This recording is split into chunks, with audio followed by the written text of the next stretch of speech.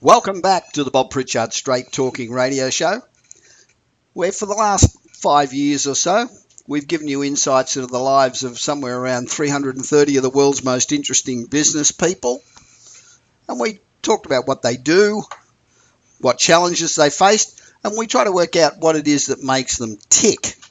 You know, it doesn't matter what you do, it's really difficult to really make your mark in the world and be successful. And the aim of this segment is to introduce you to people that are involved in interesting and different roles and to learn their keys to success. Now, the reason I wanted to talk to today's guest is because he's a great guy, he is really funny, and he's a fellow member of Metal that I've mentioned on this program a number of times. His name is Kenny Aronoff, and he's played on over 60 Grammy-nominated recordings and on over 300 million records that have been sold and 1,300 gold, platinum and diamond certified records. That is not a bad feat, right? He began playing with John Cougar Mellencamp, and he's followed that up with a few also-rans like Sir Paul McCartney, Ringo Starr, Rolling Stones, Gaga, Mars, Sting, Dylan, Springsteen, Bon Jovi, Johnny Cash, Smashing Pumpkins, Rod Stewart, John Fogerty. You get the picture. He's pretty talented, right? Okay. What Kenny learned in the process of making his dreams a reality is now a message and achievement and inspiration that he brings to audiences around the world as a speaker. Now, what the world needs is more fucking speakers, right? Because every speaker that's out there takes one job away from me. However, he wants you to become a rock star in your life and in your business. He's just released a book called Sex, Drums and Rock and Roll, which begins when he was a youth in the Berkshires and the Midwest, through to his early inspirations to his serious classical and jazz study, and that gave him the foundation to be able to play anything. Now, the failure of his first rock band in his early 20s freed him up for an audition with John Mellencamp, and that changed his life. His work with Mellencamp catapulted him to the top of the charts with hits like Hurt So Good, Little Pink Houses, Jack and Diane, and set the scene for the remarkable career that he's had. Hiya, Kenny. Welcome to the Bob Pritchard Radio Show. You're being heard right around the world. I love it. Thank you very much, man. I'm honored that you had me come on such short notice. For the fans that don't know, we just met not even a week ago at Met. That's right. And here we are. I love it. Best buds. Well, you know, that's kind of the way my life is, man. It's carpe diem, man. Why wait to do something you can do today? I agree entirely. Well, now, you've said that writing Sex, Drums and Rock and Roll ranks as one of the most challenging experiences of your life. And I thought it was interesting that when you were with Mellencamp, he regularly maintained rehearsal hours from 11 a.m. till 11 p.m. with a 5 to 7 break 5 days a week. Now, that's sort of really being disciplined. Now, you said you dedicated 14-hour days to the book. Did you get that discipline from Mellencamp, or have you always had that sort of discipline? A lot of my discipline came from the 5 years of training I had in classical music at university, and 4 of those years was at Indiana University, which was the #1 music school in classical music in the country, right, the largest music school in the world. And my teacher there and some other teachers, demanded nothing less but perfection. It's like, which I find there's a lack of that type of drive and intensity. I mean, I don't see it as much as on students today. I'm not saying it doesn't exist, but that was back then. That was the only way. That was the way. And they were there to, if you didn't measure up, you were weeded out. And my DNA and my personality rose to that occasion. Right. I also was, I was a 3-letterman jock all through high school. So I understood discipline from coaches demanding, 150%. The first time I learned discipline when I was in my junior year in high school, and I was afraid of passing chemistry. And in my family, everybody went to college, so I knew there was no way out. I didn't want to be a disappointment. So I was not, going to school was about hanging out with chicks, hanging out with my athletic buddies and my music buddies, and then going home afterward. And after school, it was sports, and then it was a little bit of homework at home, and then it was rock and roll band rehearsal. Yeah. And the fourth ingredient was academics, and I finally got it together in that chemistry class. I realized I had to pass, and so at that moment, when I opened the book, I realized I'm not going to turn the page. This time, I'm not going to turn the page until I understand everything on that page. And long story short, I busted my ass. I got a lot of help from my teacher. I got an A in chemistry. Then got an A in physics, an A in advanced math, and that set the tone for me to understand what discipline is. And Right. discipline is just basically doing things you don't necessarily want to do, but it gets you the results you want. And once you've learned it once, you can apply it to anything. When you're suffering through this discipline, if you are, what gets me excited and motivated is where I'm going. That's where I keep my eyes, where I'm going. Yeah. Now, I was in the rock and roll business through the 60s and the 70s, and I wrote a book a few years ago about those times. And, you really have to live them to believe them. Yeah. My big problem was trying to remember when I sat back 40 years later or whatever, and I'm sitting there trying to remember what the hell happened and when did it happen, what did I dream up and what did I imagine and what was real. How did you remember what happened to come up with a draft of a 600-page book initially? Well, that's a good question. I kept calendars or, day runners for every year from 1977 until present, mostly so I would know which session, which gig, where I had to be, if I got paid. I would check mark if I got paid, of course. I understand. And the miracle was I didn't throw them away. And then the other miracle was I found them. And that's when, because the writer that I was writing with first was, he came up with great questions, but I just felt like we had to have some sort of organization. And that's when I started looking for them, found them, and then I was set free. There was a couple years that I think I was missing them, so I had to go. I did other things. I went on my website and saw the records I'd done, the live tours, and filled in the blanks. Believe it or not, some of the challenges were the social life because, my career has always been number one. That has been my mistress, and I have always put that ahead of everything. So I had to try to. I never wanted to write this book. I was convinced to write it. And the reason why I didn't want to write it because I knew it was going to be a pain in the ass, and I knew that I was going to have to take charge of it at some point. Yeah. But I got talked into it because they made it sound like, well, the writer said, "Man, you just dictate this stuff to me," and he made it sound like he turned it into an Oscar, and it didn't work that way. But that's what I learned a lot about. I learned a lot about myself because I don't look back that much. I only look forward because what's the point in looking back? Absolutely, I agree. But now that I have looked back, that's what made me reevaluate my life and go like, well, how did I do this? Why Kenny Aronoff? That's where I came up with the 7 keys to a successful life and career because those were the 7 things that made me successful. I wanted to organize, like why, how? I would not have done that at this point in my life if I hadn't written the book. So the book became a lesson for me, and now I'm writing the next book, which is based on those 7, keys that made me successful. Yeah. How long did it take you to write the book? It was a 4-year process. And when you mentioned those 14, 16-hour days, those were on my days off on tour with John Fogerty. And, I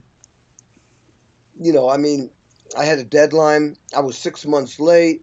I tried to buy the book back to bury it. They convinced me not to. They said the editor will fix it, and he did. And the reason why I spent so much time writing it was because it wasn't in my voice enough. Right. I felt like it was someone else's voice, so I basically went over every single page over and over and over and over again. And when I felt like it wasn't in my voice, I rewrote everything. Yeah. So, So the second problem that I had when I wrote my book was waiting till my son was in his 20s and my mother had passed. Wives are yet another issue. oh yeah. how, how did you, I'm sure you've had one hell of a life out there. How did you decide what to include in the book and what to leave out? Well, Bob, you're nailing it. I mean, the challenges were my two divorces, the two relationships I had with women that, we're all good friends right now. And the challenge was how to deal with that and then consider the present relationship, my wife, Georgina. And those two things were a big challenge. And, of course, the Mellencamp divorce, I call that a divorce, too. And what I decided was, at first I wrote kind of everything, some pretty wild stories. I was the guy that lived for the moment. I mean, I was not the most honorable guy in my marriages. We were young, the audience was young, girls were throwing their underwear at us, and we weren't Motley Crue, but we were close.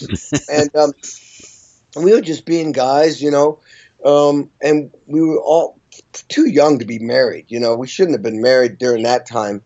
And so what I ended up doing was that was the biggest challenge, trying to figure out how am I going to do this where I'm honest but respectful. And so what I did was I left out, and I did the same, by the way, with partying. I didn't have to list every single substance, and so I decided that I didn't have that many scenes in the book.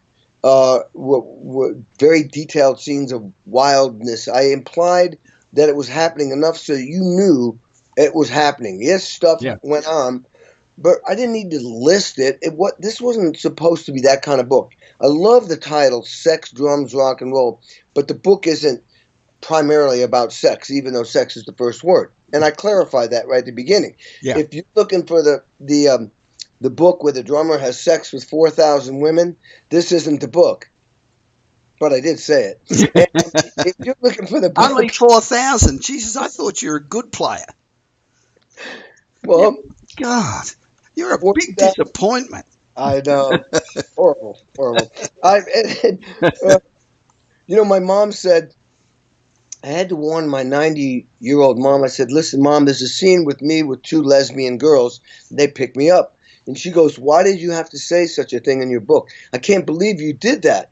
I said, Mom, you should see the stuff I left out. This was the compromise, And I felt that if I didn't have some of that in there, people who know me and know that whole scene wouldn't take me seriously. So I tried to be classy about it, and still be honest. And you don't have to tell every detail. That wasn't my point of the book. Yeah. Well, being with a couple of lesbians, that's pretty classy. I thought they were real classy.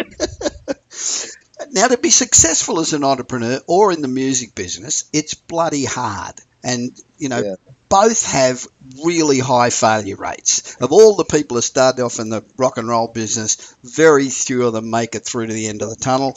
And the failure rate in business, particularly with entrepreneurs, is about 97%. And it's probably pretty close in the rock and roll business. Yeah. So what are the most important, if you're sitting out there now and you're a young entrepreneur and you're listening to this, what are the most important attributes that you need if you're going to be successful?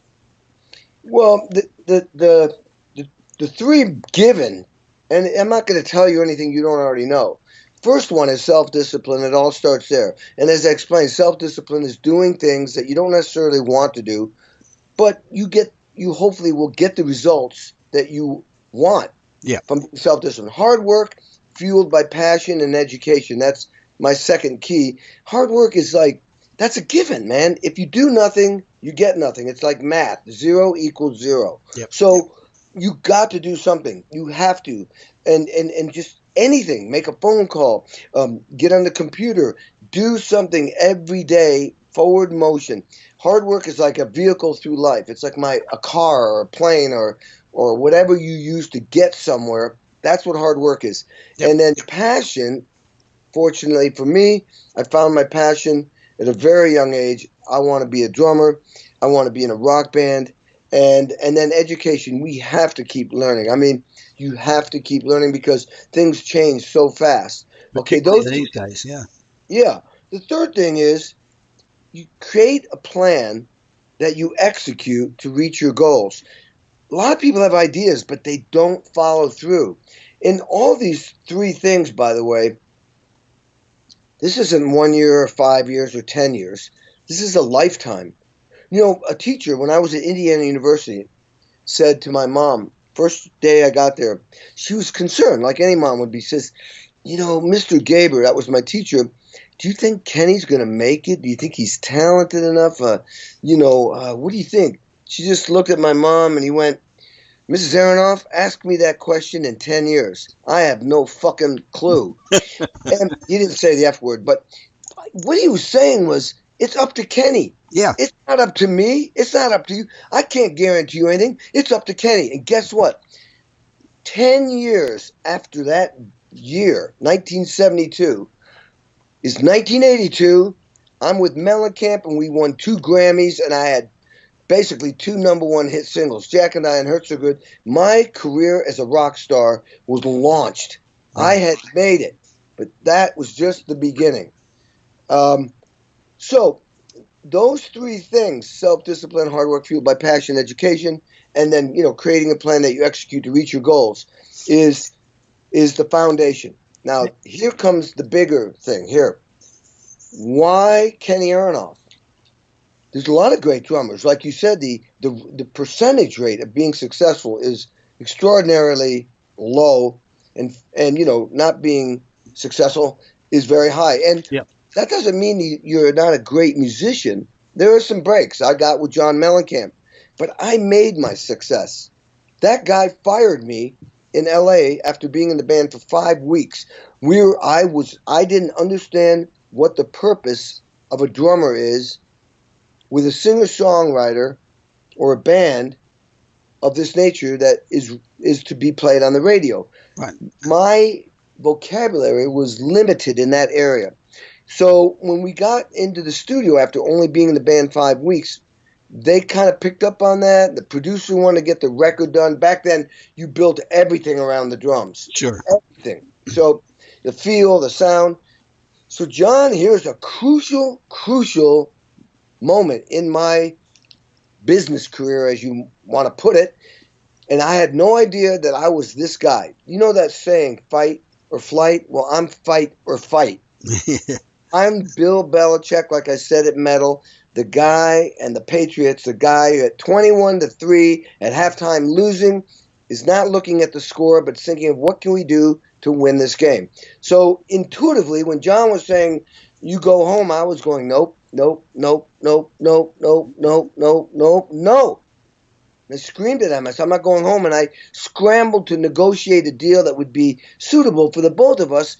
And it was like, I was like, God, I didn't even know it was just coming out of me. And I went, well, am I still your drummer? And he was perplexed and was looking at me like, what's he getting? And I went, am I still your drummer? And he goes, yeah. I said, well, I'm going to stay here. And, I'm going to watch those drummers play my parts. And I'm going to learn from them and benefit. And you're going to benefit because I'm your drummer. And you don't have to pay me. That was the key word. You don't have to pay me, and I'll sleep on the floor. And that's exactly what I did, except I did get a bed. The point is, if I'd gone home, who knows what would have happened. Yeah. The other point is, wow, that's an interesting characteristical trait about me. My character was to fight for what I passionately wanted. And there's always a way to negotiate something. Basically, I'm telling everybody out there, if you get fired, tell your boss you're not fired. No, just joking. You can't fire me. You can't fire me. I'll work for free. Yeah. You talk about having a plan. Now, in your business, as in most businesses, things change very quickly. How do you plan ahead when you don't know what the hell's going to happen tomorrow? Well, you have to have an immediate plan for the present, but you have to have your eyes constantly watching like the trends, what's happening. Yeah. And it also, a key factor is what resonates in you, because you're always going to do what's passionate and desirable for you. You'll do that the best. So you got to be honest with yourself. Bullshit everybody else, but be honest with yourself. If you don't, if you're not honest with yourself, you may not make it because you got. Yeah. I mean, that's the 11th commandment. Don't bullshit yourself. Yep. You know what I mean? Be honest with yourself. Admit to yourself what you are and what you're capable of. And so yeah, the trends in music. I've got all these gold records, and like you said, I could have 1,300 on my walls if I bought them all from the records I played on. The thing is, that has already happened. It's not bullshit, but it's not what is happening now. They're not making records now, or very few, or it's not a commodity like it used to be. It does. Yeah. Nobody buys them, So that is like changed. I still have a studio because it's my brand. I'm going to record 7 songs on 2 different artists on Saturday. Sunday, I'll be doing 3 different bands, 4 more songs. Monday, I'll be doing 5 songs from another band. That's pretty big clump. That's a lot of work in recording in these days, and that's in my studio. I heard once when the budgets were great, a project coordinator said, "Hey Kenny, if you happen to be in LA," I wasn't living here yet. I have a project for you. I went, what do you mean? Wait. I said, what do you mean if I happen to live in LA? Are the session budgets changing? She said, yeah. I got an apartment the next month. So now I'm investing in me. Yeah. I didn't have to pay that $1,500 or get a rental car up until that point. But I was willing to do that to make sure I didn't lose, my market share as a session guy. Yeah. Eventually, I had to sell my house in Indiana, and I moved out here. Eventually, then I saw the budgets go down. I went, I can't not record. That's my brand, touring and recording. So I got a studio and invested about $100,000 in great equipment, and I've kept that going. And then I've gotten websites. I've got a very, very expensive website now. And good website.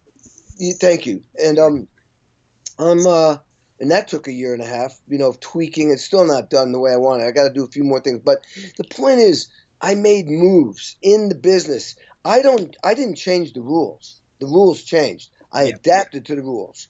And, my 7th step and key is staying focused and stay relevant. I mean, like a good example of somebody who didn't stay focused was Kodak Film. They got out of focus. Exactly. And then, somebody else could be trying to do the same thing I'm doing. I'm blessed with that. I had already made a name for myself. But, man, sometimes you could be looked at as, oh, he's the old guy. He's washed up. So you've got to be able to – there's so many factors involved. My number 6 key is a healthy life is a wealthy life. I mean, mental, physical, and emotional health is number 1. If that goes – everything else goes. It's good, yeah. Right. So, I'm blessed with good genes, but, man, I work at it. I think about what I eat. I think about exercise. I think about I got an 8-step healthy life kind of guide. We don't have to get into it now, but there are things you do that you have to do to be, I'm 64 in March, and, people are asking me at 20 years old, how do I keep my endurance going? I'm like, you're asking that at 20? So there's a lot of components. I know the answer to your question is very long, but no, it's good. People to get a feel of it's not like you make it and that's it. As a matter of fact, this is a big problem with corporations now. I have a buddy of mine who's part of a team that goes into corporations to keep people doing what they did to get successful to stay successful. There's a famous golfer who won seven PGA tournaments in 10 months. 7. And they asked him, why? How do you do this? He said, because I'm still practicing 6 hours a day, 7 days a week. The same thing that got me to win my first PGA tournament, I'm doing to continue to win PGA tournaments. Yeah. There you go. So, which artists inspired you the most musically? Doesn't have to be somebody you've worked with, but who was your inspiration? Oh, well, my story is this. When I was a little kid, there was nothing to watch on TV. We had a black and white RCA with the rabbit ears and the tin foil on it. We And got the snow. yeah. What? Oh, well. If you got 1.5 channels. Yeah. I never watched TV. So me and my brother and sister were out playing, and my mom screamed at us one day to come into the family room. Of course, I thought I was in trouble. Yeah. Getting ready to get spanked or something. And they're on the TV with the Beatles on the Ed Sullivan Show. Right. That, I went, I had never seen anything or felt anything like that.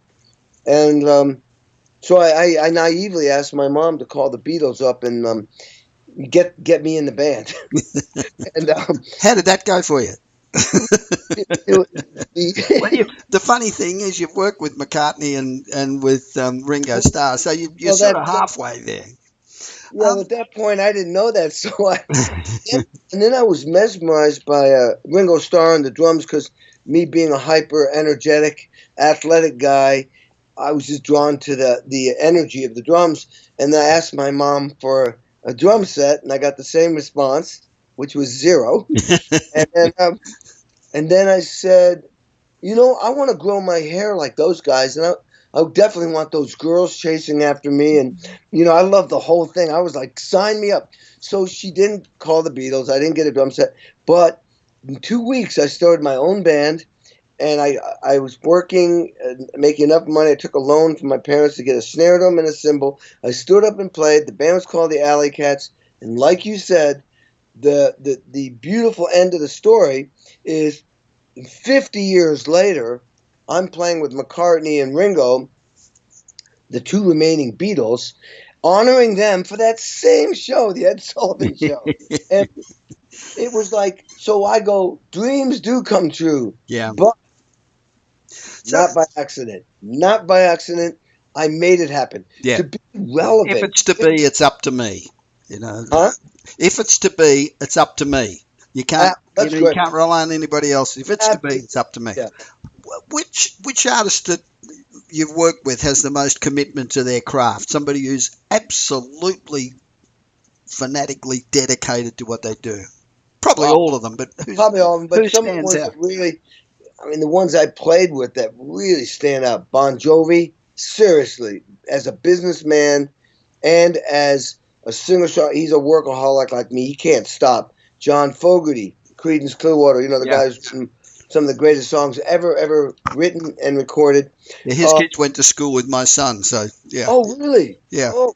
So I've met and spoken with John many times. Oh, okay, cool. And Billy Corgan from the Smashing Pumpkins was an intense, focused, driven, obsessed guy, and all these people built like empires. Sure. Mellencamp, same way. Bob Seger. But they all, yeah, they're all committed. Springsteen for sure. Yeah. Elton John for sure. What you were telling us the other day about your frenetic schedule, and I couldn't remember where you started, but I know you ended up in Germany or somewhere over a period of 3 or 4 days. But can you give us an example, and how the hell do you keep that up? All right. Well, here's the thing. There is no in my vocabulary. I will fight to get everything done, which is good, but it can be a little bit stupid because I got to prioritize sometimes the more important things. But the story you're talking about was only like, a couple of weeks ago, if not less. I did a gig with a band I played with on and off for 26 years called the Bodines in Las Vegas. I was supposed to fly to Mumbai that day, but I actually bumped the flight to Mumbai back just so I could do that one show in Vegas with the Bodines on February 8th. On February 9th, I flew Vegas to LA, LA to Dubai, Dubai to Mumbai, landed at 2 a.m. on February 11th. I got to bed at 8 in the morning, woke up at 10, rehearsed from 11 to 2, went back to my room. While everybody was sightseeing, I decided, you know what?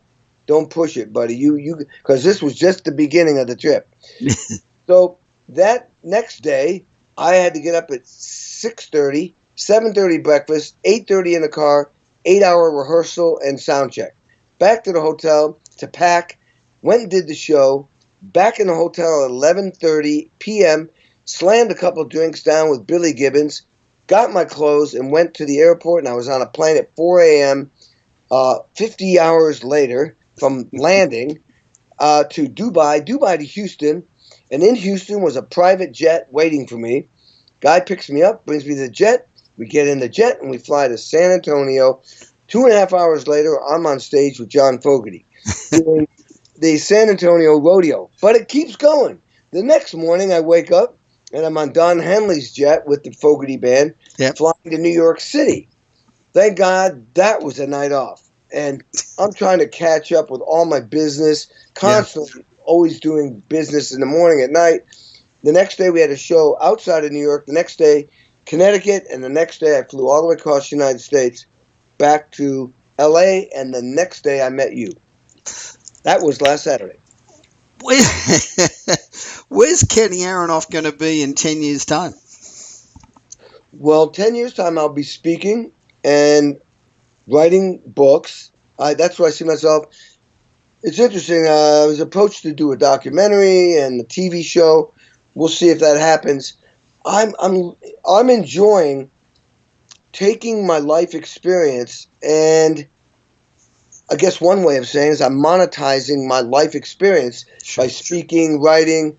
I'm open to it feels like I'm just going to the next level. I'm not saying it's better. It's just at the next level. You take this experience, you have wisdom, and you also are ready to do something with that information and that facility.